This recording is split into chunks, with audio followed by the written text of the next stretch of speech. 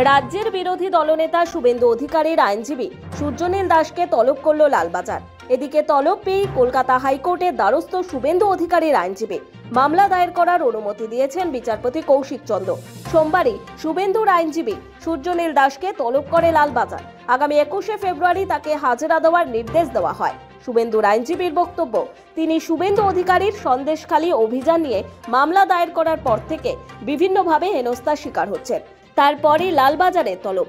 যদিও কোন ধারায় সূর্যনীলকে নোটিশ পাঠানো হয়েছে তা উল্লেখ করেননি লালবাজারের এসিবি। আর সেই বিষয়টি উল্লেখ করে সোমবারই বিচারপতি কৌশিক চন্দ্রের এজলাসে মামলা করেন আইনজীবী। মঙ্গলবার এই মামলার শুনানি। প্রসঙ্গত, গত বৃহস্পতিবার শুভেন্দু অধিকারী আরও 3 বিধায়ককে নিয়ে সন্দেশখালী যান, কিন্তু সেখানে যাওয়ার পথে বারবার বাধার মুখে পড়েন তিনি। কিন্তু সেসব টোপকে সরবেরিয়া পর্যন্ত পৌঁছতেও পারেন, কিন্তু তারপর সেখানে পুলিশ তার পথ আটকে দেয়। 144 ধারা জারি রয়েছে, এই কারণ দর্শিয়ে তাকে আর এগোতে দেওয়া হয়নি। যদিও শুভেন্দুর বক্তব্য ছিল 144 ধারা সর্বত্র জারি নেই, আর তিনি নিয়ম মেনেই 3 বিধায়ককে সঙ্গে নিয়ে যাচ্ছে।